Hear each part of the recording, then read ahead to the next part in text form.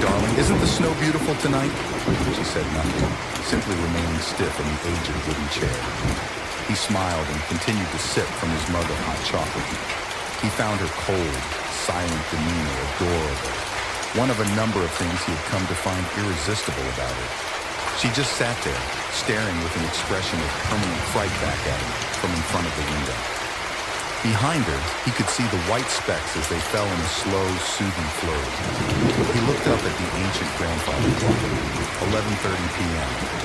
He smiled and whispered to her, "Not much longer now, my sweet Delilah." He got up and made his way to the blaze in the hearth. He began pouring himself some more of the piping hot cocoa before looking back to the window, meeting gaze once more into her faded baby blue eyes. "Why don't you have a mug, my love?" Still, only silence served to answer his offer. He softly grunted in amusement before then closing the top of the kettle. He took another sip as he continued to watch her. God, how she looked so beautiful. Delilah, the sole warmth of his heart. Sitting silent and peaceful on the old chair of antique mahogany, shrouded in the old white gown he'd seen on her since first setting eyes on her. He always thought it made her look akin to the paintings of the Virgin Mary herself. God, if only he were a painter, he would sometimes think. He'd create a masterpiece from this scene alone to rival Dali or Da Vinci. If he were a writer, he'd craft a tale with more potent emotion than even Poe at his most dreary or bleak. As the snow continued to fall outside, he could feel the air in the small den area become colder, even if just ever so slightly. "Why don't you come sit with me by the fire?" he said, as he started to stoke the blaze in the furnace until the heat from its dance upon the oak kindling returned. Still, she merely sat in her chair in front of the window. With a warm smile, he sat down his mug of hot chocolate and went over to the window. "Here," he said as he began trying to push the chair from behind, over to the hearth. "Allow me." About 2 or 3 feet from the hearth, Delilah began to slump forward until she'd fallen from her chair. "Oh dear," he exclaimed, chuckling. He shivered again, feeling the unnatural chill pervade the room around. "Come now, Delilah. There's no need to be upset. It'll all come together soon." Fixing her back upright, he continued to push the chair the rest of the way to the hearth. "Now, isn't that much better, dear?" She was still as silent as ever, yet her face could say both everything and nothing at the same time. Her eyes glinted with the reflective glow of the flame's wild dance, which served to also illuminate the rest of her pale, distraught face. Even as it looked now, defined in much of its morbid detail by the flames, he still felt hopelessly entranced by her face. He checked the clock again before rummaging around in his shirt pocket. 11:40. From his shirt pocket, he produced a small, wilted mistletoe. He sighed, the grim cloud of reality accentuating itself to him once again. He'd come to both look forward to, as well as dread this night, Christmas Eve. It wasn't quite time yet. Soon, it would all be over, but not yet. Attempting to void this cloud from his mind, he stuffed the small mistletoe back into his pocket and walked over to the table beside the window and placed one of the untitled records onto the phonograph and placed the needle onto its third track. It was one of his favorite tunes that began playing, though for his own reasons unknown, he could never remember the name of the composition or its composer. "Would you care to dance to pass the time, my love?" He walked over to the chair and took her soft, cold hand before shifting her to her feet. Now standing before him, the cloud of anxiety tightened its grip on him. "You look beautiful, my dearest Delilah," he said with a shaking voice. He could hear her voice resonate distantly within the back of his mind, sounding as though it were echoing from the peak of a mountain. "In life or in death, I will always have your heart, Arthur, and my kiss will be the sole warmth of your body, your heart, and your soul." Slowly, carefully, he began to shuffle around the room with her limply hanging in his arms. He tried, of course, to keep her braced upright against his chest, to no effect. In spite of this, though, he merely waltzed on with her, still smiling warmly to her. The longer he stared into those two stiff, oceanic-hued irises, the more those horrible, maddening memories returned to him. Memories of that first fateful night he lost himself to the lust for his dearest Delilah. The night that would spell the beginning of his own undoing. He could almost see it now, in every exact detail, looking into her cold, frozen eyes. The long walk down the icy road, the night sky, the gas-lighted lamps that stood to sparsely pepper the white-blanketed ground with their dim glows. It was deathly cold that night, only just over a month to the day before him, and he was walking alone from another evening, toiling at the local market. He had made this very same walk many a night before, but this was different for him. How? He could not have, then, known exactly. Nevertheless, something had changed in an almost supernatural manner in his mind that night. It had become very late when he saw her for the first time. There, by the street lamp she stood, shrouded in a dress as white as the very snow. And, oh, those eyes, those baby blue eyes that immediately seized him and kept him spellbound. He felt a sense of tranquil warmth spread throughout his body with the image of that first shy smile she gave him when she saw him. That smile of fragile innocence, and yet of a cunning nature. He saw that she was trying to hang something from the top of the post when he began to approach her. When he drew near, he could see that it was a mistletoe that she was attempting to hang, the very same one he now kept in his pocket as he danced on. "Hey, hello there," he greeted. "Is it not just a tad early for these?" She responded with that same playfully sly grin and replied, "The heart doesn't lie, and my heart tells me that the time is just right." "The time for what?" he asked, confused. She giggled. "The time for one's heart to be warmed by a lover's kiss." He wasn't quite sure what she meant, but he somehow felt she was right. He could see she was struggling to hang the mistletoe. "Here, may I?" She gave him that softly sweet smile and handed him the mistletoe. He then hung it from the top of the gas-fueled street lamp. "There we are, hung where you and all others can see." Her smile widened as she chuckled. "You know what they say?" she asked him in a balmy, almost seductive tone. He looked at her, intrigued. "The mistletoe is deadly if you eat it, but the kiss is even deadlier if you mean it." He laughed before losing himself once again into her eyes. Even as cold as it had become, he felt an extreme sense of warmth pass through him. It was as though he were next to a bonfire, and he even began to unfasten his winter garbs. Before he could do or say anything, she placed a slim, tender hand upon his chest. Instantly, a cavalcade of emotions ran down in a torrential downpour inside of him. Suddenly, all perception of the world around him was lost. He continued to lose more of himself into her eyes, those light baby blue whirlpools. "What's your name?" He said nothing. He could only barely perceive the sound of her voice. "What is your name, sir?" Still transfixed in her stare, he gibbered out, Arthur." She smiled and continued to caress his chest tenderly, now working her hands up and around his neck. She looked up to the mistletoe and then back to him, her grin growing. "Will you kiss me, Arthur?" she cooed. "Kiss me 'neath the mistletoe?" His body began to act before his mind would register their actions. Slowly, he began to lean down to her, his eyes feeling heavier and heavier with each inch. Finally, their lips met, and he felt as though he was locked in an angel's embrace.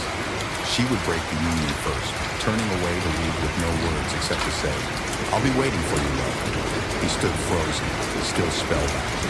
Eventually, his stupor broke, and he found himself stupefied, unaware of where he was or what had happened. In that moment, only one thing was certain. He was extremely cold. Such would remain the case for the remainder of the day. It was that night, curled under his comforter, that he would see her face again. He would hear her voice again, the ever so seductive sound. "Kiss me, Arthur. Kiss me 'neath the mistletoe." Such feverish infatuation, mixed triflingly with the deathly cold, robbed him utterly of sleep that night, and well into the coming morning. And this would carry on for the rest of that week, until, eventually, he no longer saw her in his dreams. Her face and her voice had faded into little more than an obscure set of features and sounds he never could quite put together. That was, until that Sunday evening when he was once again returning home from the market, passing by that very same street leader. And, as if expectantly, there she stood again by the street lamp with mistletoe hanging from its top, shrouded in her same white gown, beckoning him to her with those eyes. And there it was again, that warmth that spread through his body. The earth that had felt entirely absent since that night for reasons he could never place. "I knew you'd come," she said, bearing that same seductive smile from before. He froze, trapped once again in her stare. Absently, he began to trudge towards her. When he reached her, she once more unfastened his guards and began caressing his chest. He could only stand and watch her, his mind completely blank. "My God, Arthur, you're so cold." Her voice, while still sultry and smooth, took on an almost motherly tone when she spoke. Indeed, he felt like a child again, warmed by her preternatural touch. "Let me warm you with a kiss." Again, her hands slithered up from his chest and around his neck, and he instinctively lowered himself again to meet her lips. And again did the overpowering heat inside him flare. She would break away again, and again he would be left alone by the street lamp, with only a fragmented sense of recollection of what had transpired. That night, too, resulted in restlessness. That night, writhing in his bed, Arthur would dream of snow, of the gas lamp, of her beautiful eyes, her beautiful face, of the mistletoe. The mistletoe. Deadly if you eat it, deadlier if you mean it. He could take it no more. He had to find this woman, this elusive temptress. Throwing on his heaviest winter garbs, he set out amid the bitter cold night air. The year's snowfall had began to rain down earlier that afternoon and had by then formed into a thick white blanket upon the ground. Slowly, he staggered through the snow until he came once more upon the street lamp. His legs were unable to hold themselves up any longer, and he fell to his knees in front of it, the mistletoe hanging down, jeering at him. His sight began to blur, as with each fleeting, labored breath. The winter air had done its damage, and now he would feel its bitter touch slowly pluck the life from him. First, he would lose any feeling he had in nearly every part of his body. Next, he would feel the ice slowly form over his eyes, shutting him out from his sight. Just before the vicious winter would have him, however, he began to see the vague outline of a figure gliding towards him. He, of course, couldn't distinguish any definition from the figure, outside of the apparently human outline. The approaching figure almost seemed to blend with the surrounding snow. Only the long crimson hair braided around the figure's neck gave him clarity. It was her, or was it? As the figure approached closer, he began to notice more and more details that differentiated it from the dame he so feverishly sought. This new woman, while very similar in many of her features to the other, had much more pale, almost desiccated skin. Had he still the feeling in his body, Arthur would have began sprinting for dear life. He could only lie and wait for this gruesome specter to have her way with him. He could feel his heart thunder and quake against his chest with every inch she gracefully floated across the snow. He wanted desperately to at least close his eyes, sparing himself the sight of whatever horror he would face at her whims when she finally reached him. She froze before him, staring down to him with eyes that were only a faded resemblance of the baby blue gems he'd been entranced by. The specter knelt down to him and placed its pale, bony index finger on his lips. To his amazement, the specter's finger wasn't cold or frigid, as he would have expected from one who looked as gravely as she. Rather, he felt the wave of heat begin to pervade him again. She then seized, cupped his chin in her frail hands, and leaned in to kiss him. Instantly, all feeling returned to his limbs. He then stood up as he watched the specter turn to leave. "Wait!" he exclaimed. She stopped and turned her pale, dead face to him once more. "Who are you?" She turned slowly before rushing to him in a startlingly fluid motion that was too quick for him to perceive. She was upon him again, and taking him firmly by the throat, said into his ear in almost too soft a whisper, "I am the light. I am the warmth of your heart, the blazing fire in your chest that you can never again live without it. With that, she released him, and he watched her vanish far into the horizon before he could even blink. Just as before, he was left alone and bewildered, unable to remember what had just happened or why he'd even come. The only thing he was able to remember were fragments of a face. The face of a beautiful woman, as well as the face of a ghastly corpse. Along with this, Arthur could hear a soft, rasping whisper swim through his mind. The voice was, of course, utterly indeterminate, without any sort of identity or definition to its origin. A kiss from my lips will now and always be what keeps thy heart warm and beating, lest it submit to a cold, bitter end. That night was when his dreams of her first became vivid and clear. He saw her again, standing amid the snow, giving him that same dubious smile indicative of sinful desire. Chill began crippling him again. The temptress extended her hand and curled her finger to beckon him closer.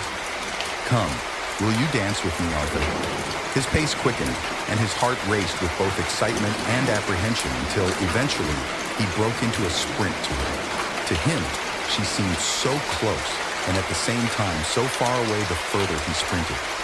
At last, he reached her and was promptly seized into her embrace. And like he was now in his living room with her, they waltzed about amid the white expanse. All the while, his attention was fixed to her radiant smile, augmented by those baby blue irises. "Kiss me, Arthur," she crooned to him with that angelic voice. He closed his eyes and leaned into her with anticipation. Likewise, she would yield her lips to him, and he felt the intensity of the sun burst within him. Gradually, however, he watched in growing fear as her face slowly devolved into that familiarly haunting, necrotic visage that plagued his subconscious mind.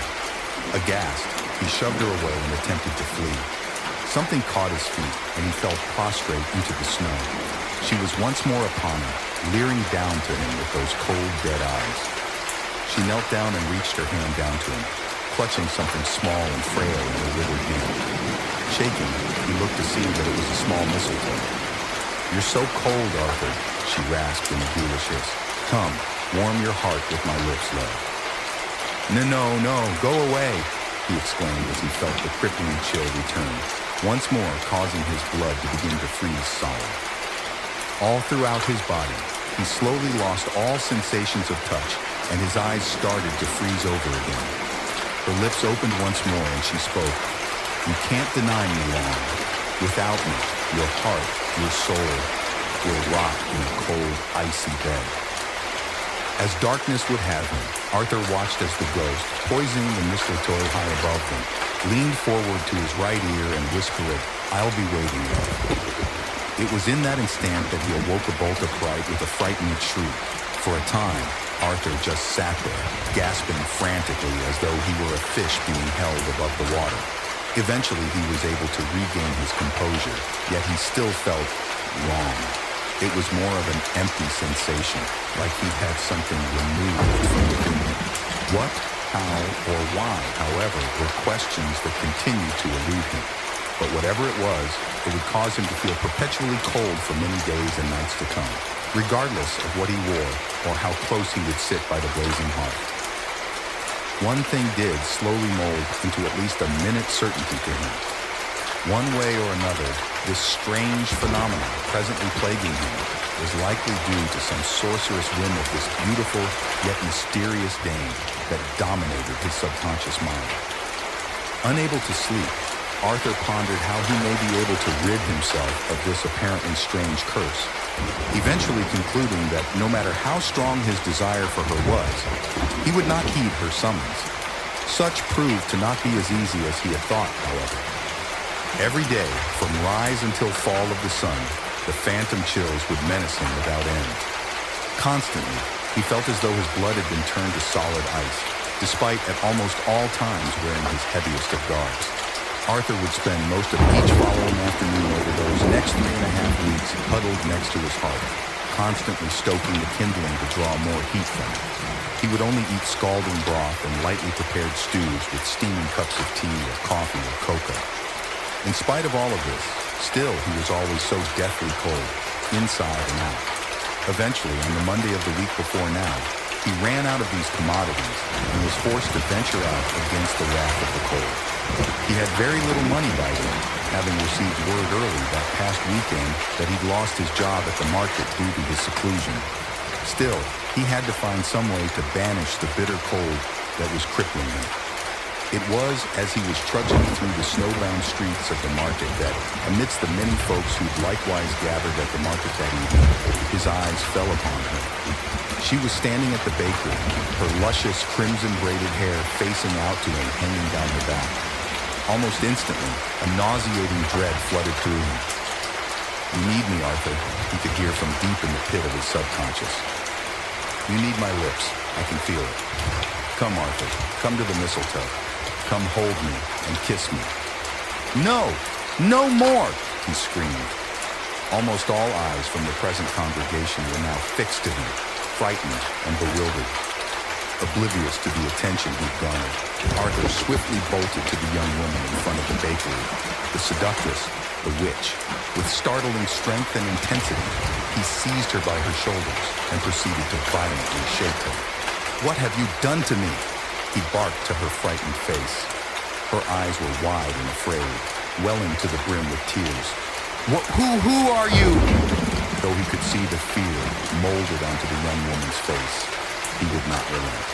"What do you want from me, devil?" she screamed and struggled frantically to free herself to no use. Arthur was determined to end this madness that was robbing him of his body, mind, and his very soul. It would end there and now, even if it meant the death of him. "Answer me. Why have you plagued me like this?" "Let the lady go," demanded a nearby bystander in a gruff voice. A broad-shouldered man attired in thick animal for garbs, indicative of woodland residency. Despite his hysterical frenzy, Arthur recognized the man to be none other than McDowell, the town's lumberjack. "She's a witch," Arthur exclaimed to the crowd as McDowell pried him away from the distressed woman and began dragging him out of the market square.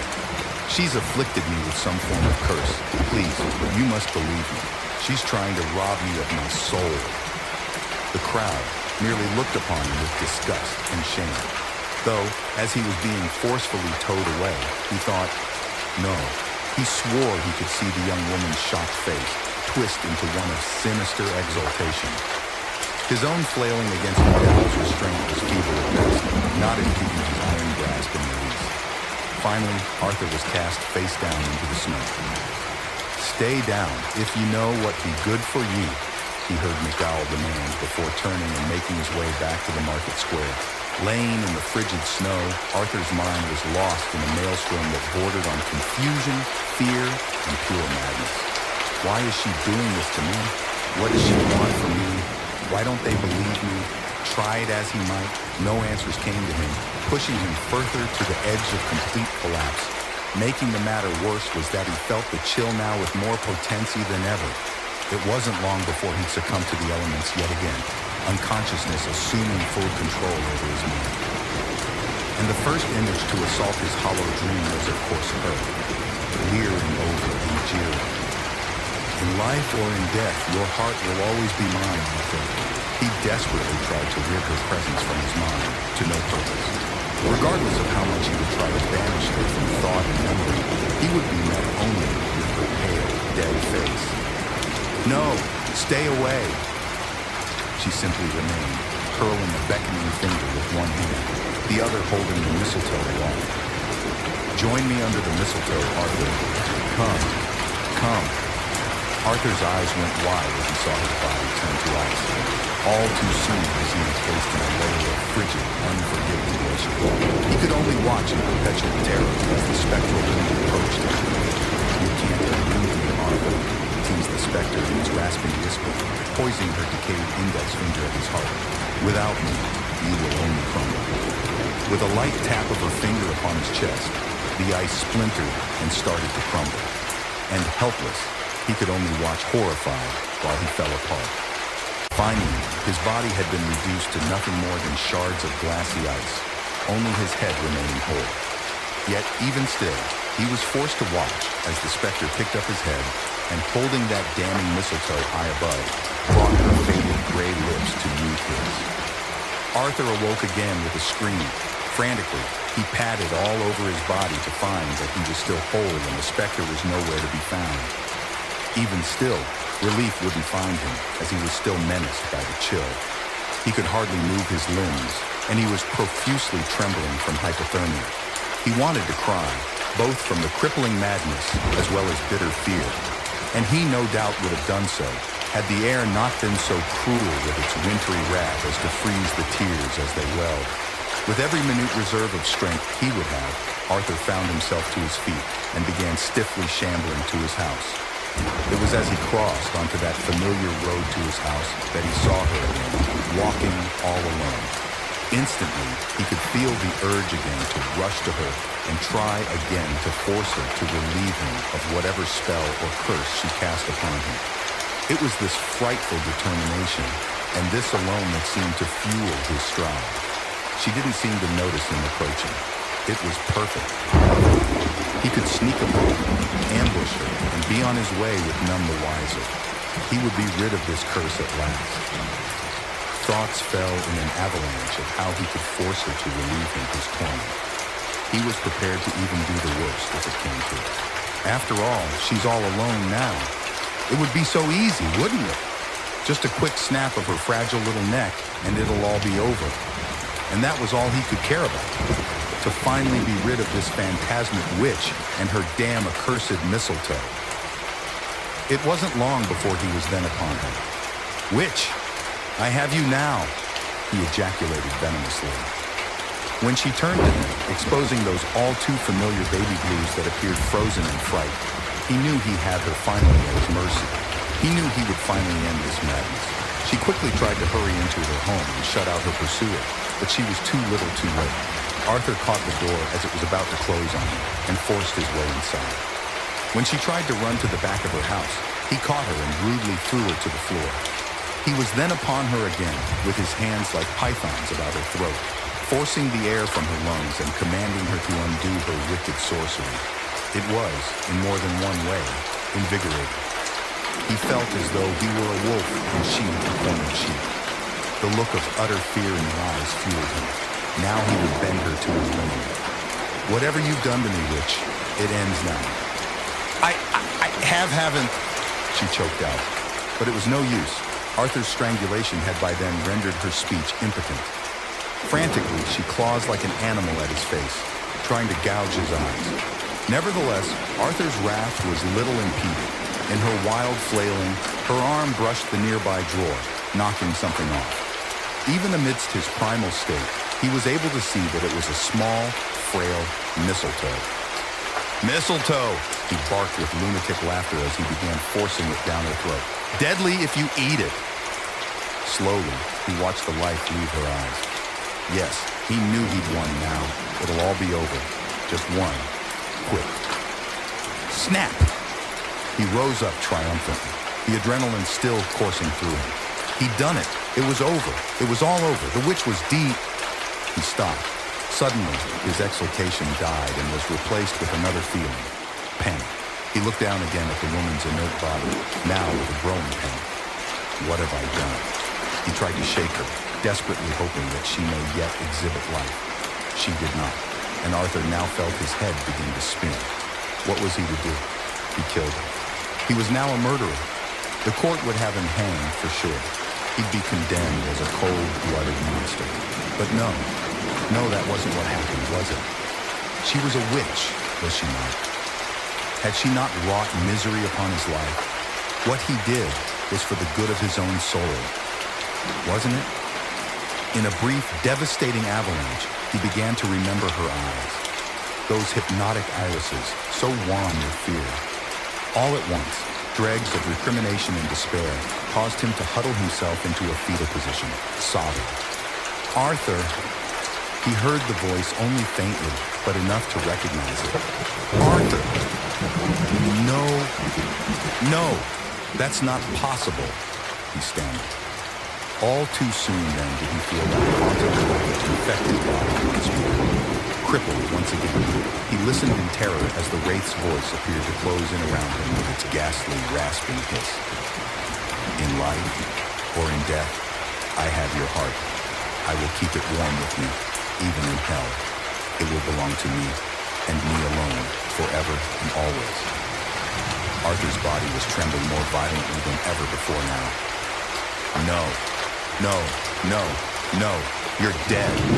As if on cue, he saw the woman's body suddenly bolt upright. Her face was now the very same as that of the specter, with her vibrant blue eyes now forever faded in death. "Kiss me, Arthur," she croaked as she began crawling toward him with disjointed motion. Arthur opened his mouth, yet not a sound was able to be uttered.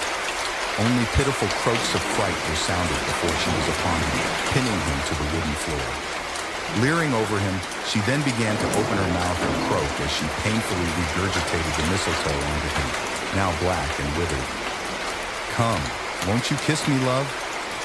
Before he could react, her pale, dead hands roughly seized his face, and her cold lips forced their way to his. This time, the warm sensation from before was not present, only the frigid touch of death and decay. He struggled until finally throwing her off of him. She was sent hurtling into the wall with a crash, and she was once again motionless, lifeless.